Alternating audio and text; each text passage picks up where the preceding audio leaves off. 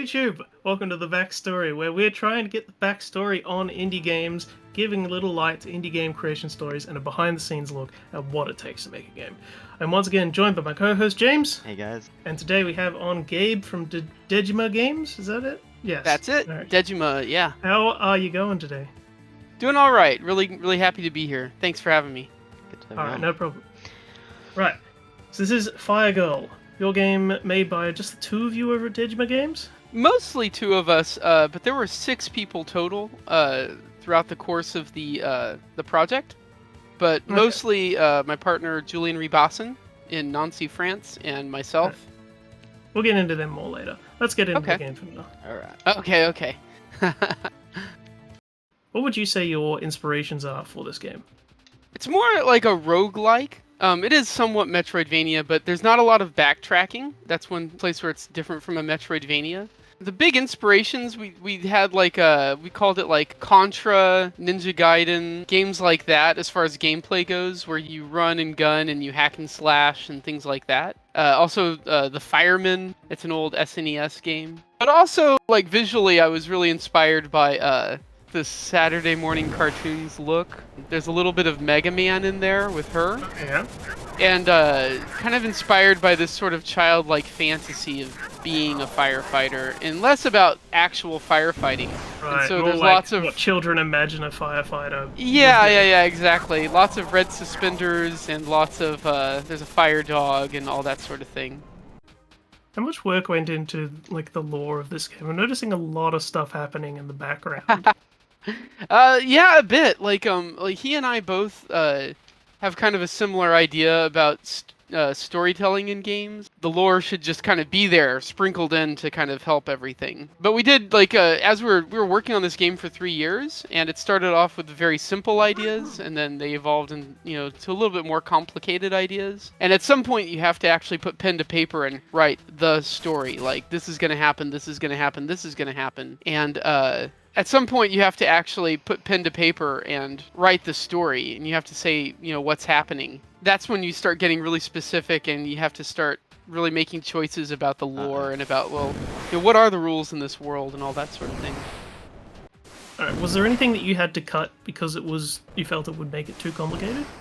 Yeah, actually there was. Originally it was kind of a Metroidvania. That's one big change that happened in the making of the game. We decided that the Metroidvania aspect was a little too time-consuming. Because in the beginning, we were just making it as a hobby. I mean, we had real aspirations for it, but we didn't have any funding. And the biggest problem for indie games, one of the biggest problems, I think, is that they don't get finished. And you end up with these everlasting projects that are like a decade or more on your hard drive, and you kind of whittle away at it and putz around with it, but it doesn't really make any progress. And he and I were both very committed to finishing and publishing something. And so we decided that going down the path of making a really in-depth Metroidvania would just take too long. And he and I both have day jobs and families and stuff, and so committing to like a decade of 4 or 5 hours every night, it's kind of insane, and I think it's a bad idea to go about making things that way.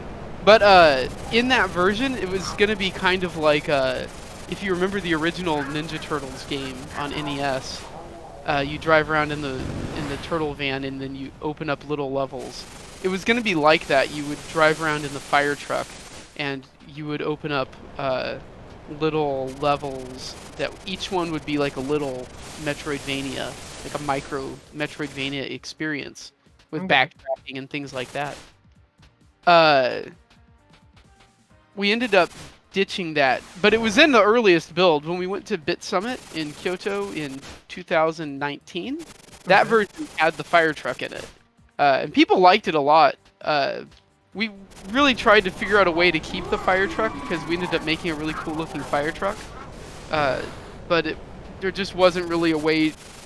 There wasn't a way for us to be able to do something with the fire truck that worked with the roguelike direction that we ended up going.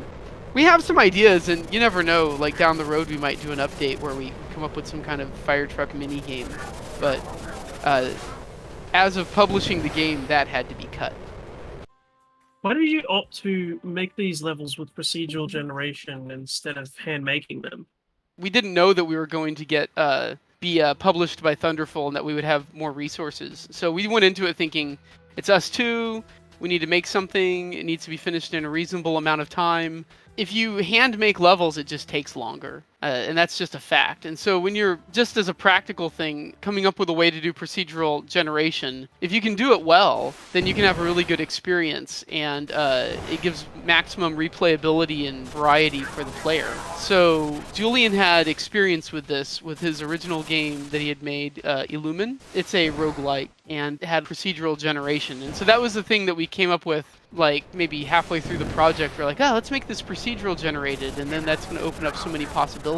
And it builds on the experience he already had, and that, you know, things that he knew how to do. And it became like a manageable project at that point, instead of like a project where we couldn't imagine how we would ever finish it. What was the logic behind putting a clock at the top and putting the player on a timer? It makes sense in terms of the buildings burning down, but... Yeah, that's the whole idea. The building's burning down, so you need to hurry. We played with other ideas of like some kind of procedurally generated fire that would spread, and like it would just get crazier and crazier until you just physically couldn't move around. That's one idea we played around with. We thought for like boiling it down into gameplay pieces that are like simple to understand, and keeping it arcadey, we just gave it a timer. We kind of touched on this before about the arcadey nature of the game. Did you ever want to make it more serious? Oh, we went back and forth on like how serious it should be, how like there's obviously implied deaths because there's people who don't get saved, but like how, like, do we want to have like, you know, burn victims and stuff like that, you know, like how deep into this sort of thing do we want to get? And we ultimately decided that we wanted to keep it light and fun as much as possible, and for the most part, deaths are all things that happen off screen. But yeah, I mean, there were conversations about that, and I think it comes through a little bit where like everything's kind of a dark noir kind of feeling, but done in like a fun way, hopefully. So not like again, nothing disturbing, but lots of everything's at nighttime. Everything, you know, there's lots of neons and cityscapes at night, you know, driving down a road at night, that sort of thing. Mysterious Fun characters. noir. Yeah, that's right.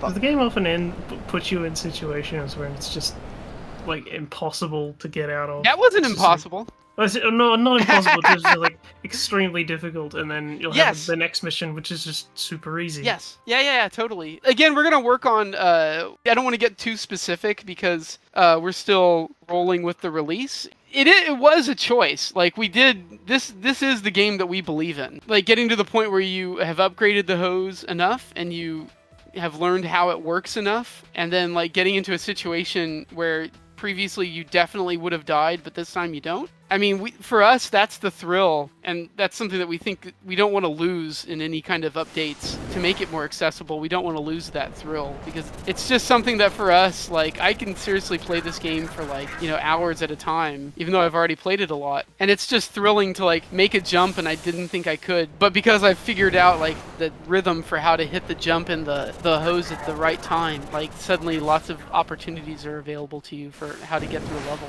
And for us, it's just, that's just thrilling and exciting, and we don't want to lose that. Right. Wow. Now for a generic question, but Yeah, go for it. what do you think was probably your biggest difficulty working on the game? The biggest difficulty, let's see. Working internationally. So I'm in South Korea, and my partner Julian is in France. And at one time, my friend Aubrey, he's in America. He's a friend of mine, and he worked on art assets and concept art for this game, for some phases of it. And we've had people in the UK, like we've had people in Philippines who were working on it. And so I'm on such a weird cycle now, just because of like I'll kind of work during the day, but then when it's morning time in France, that's when I have to like do updates, because that's when, you know, Julian's waking up and he's seeing what I did and he's saying like, oh wait, you know, let me see, let me change this, change that, and it's like, oh okay. So like I have these like this different kind of rhythm where it's not like, well, I'm done at 5 p.m. every day, you know. Yeah. It's not even possible. Like, it's not even a matter of like it'd be nice. It's like that's just not possible. Like somebody, you know, and it's not for him either, you know. Like for both of us, there's a like having to answer emails at times of the day where we'd rather not, and having to like respond to feedback and things at times when we'd rather not. But it's just inevitable when you're working on a project and everybody's remote. And COVID made it even more of a downer. You know, there's no like traveling to like to be at events together. Like that happened one time during this project. I've seen him once in the past 3 years because COVID happened, and then everything's been shut down. So the normal industry events that we would meet each other at, we're not seeing each other at all. And you know that part is kind of a bummer. Just being, I know some people love working at home. I like working at home fine, but I do like being in a kind of an environment where you're together and you're collaborating. Having to just kind of like be on your own for many hours of the day and make sure that you have your plan together for what you're working on that day, and so that you're not losing time. That's a big challenge. Not being able to walk, like just go into a meeting, a face-to-face Yes. meeting with other people. Like, how does that affect you? Well, like it means that things happen on a cycle, and you sort of have to set up your workday knowing that there's going to be a cycle like that, and you can't be like, well, I'll go into the office, and when I see him, we'll figure out what we're doing today, and then I'll work on the art, and he'll work on the programming, and we'll powwow here and there and figure out more. You can't do that. You have to be like, okay, like in the evening meeting, I need to know what I'm going to be working on the next day. Like coordinating on getting like files and stuff. Having a workflow that accommodates all of that stuff. It's kind of boring stuff, but that's like the make or break thing. Do you ever want to add voice acting to the characters, and that was just outside the scope? Yeah, we think about it a little bit. For one, we've localized it in a whole lot of languages, and the idea of dealing with all of that with voice acting too is a little bit much. But also, I don't know, maybe I'm old, maybe this is a boomer thing. Like in game, I'm used to playing a lot of old games where, you know, there isn't voice acting, and it's kind of, you know, it's just sort of the fun writing, and that's it. I think voice acting, you know, it's kind of dangerous. Voice acting that's bad, it's like, just don't even, you know. Voice acting can kind of paint you into a corner a little bit also, because now it's like if you decide you need some new update because something isn't clear enough or something, now you got to go through the whole, I mean, even with having just like a localization, it's like, okay, if we want to make a change, we have to throw it back to the translation team, and we have to get all the localization on that done before it can go in there. And if you have voice acting too, and it's like, well, that's another thing you have to do. And having, like, it's not just a matter of, like, saving money or saving time, you know, having a more contorted pipeline for your indie game can really be the difference between your game getting finished or not. You know, like, if you start throwing in, like, well, it's going to have voice acting, it's going to have all this stuff. I mean, this stuff can really compound and make it to where, like, when a really important gameplay change needs to be made, you can't. You know, or some new feature needs to be added, you can't, because you've got yourself bound by all these strings. Come together. Oh yeah, you have a mouse control there. Yeah, interesting. That shocked me that people play with the mouse like that much. I would never Put the mechanic in, and we're like, well, people are using this Mechanica design. Yeah.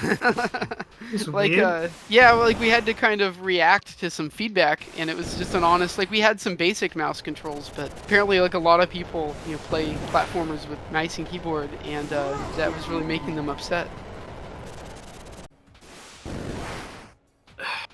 I'm trying not to open up a can of worms here by being like, most representation in video games is for male characters and not females. How did you go coming up with the characters? You know, Firegirl. No, you're getting political.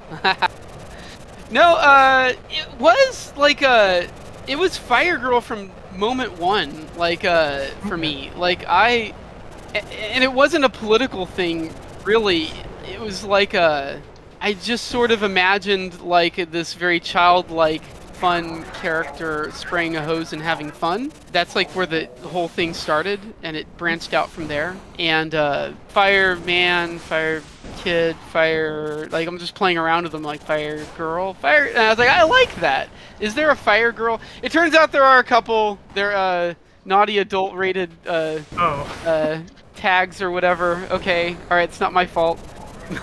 Viewer discretion in games, you're Googling. but in games, there's I don't think there's another Firegirl, and it kind of tells you like a lot about the story right away, I think, and we liked it, and it just became that. And I think there's treating art like a product, and then there's treating art like something you believe in that you thought up, and we try to both make the art product that we believe in, that like, you know, you have some kind of inspiration and make it, right? But then also like, you know, there's just facts of like iterating on something like it's a product that has to be improved. But we kind of knew like this character, this Firegirl character early on, like what she would look like and like what kind of things she would do. And we've really stuck with that from the very beginning. You know, like some people have told me that like they think it's great for representation, and they think it's a great like it's great to have characters like that for young girls, and that's great. You know, I think it's great that people feel that way, and that you know it's a little accidental on your somewhat, but like it is something I believe in. Like you know, if a female person wants to be a firefighter and they're able to do it, then that's great. You know, I think you need all kinds of people in the world. We tried to, when we made the characters, to be do representation, to have like, you know, a variety of characters that you know, represent kind of everybody a little bit. You can't get everybody. There's only like 30 animated characters in the game. That's not going to be. There's going to be somebody that didn't get in there. Okay, and I'm sorry, but but it is something we believe in, is representation. Good answer.